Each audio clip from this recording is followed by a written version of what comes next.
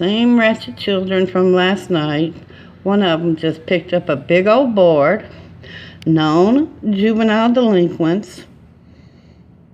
I can only wonder what they plan on doing with that board, or who to hit, or whose window to bust out. I can give you a guess.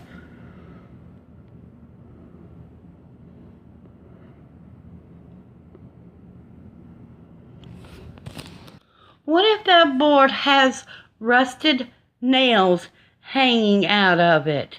He hits another child with it, who gets into a serious injury because of the blow. What then? Will TPI management respond then? Will they?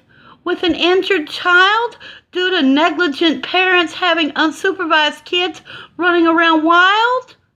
Will they?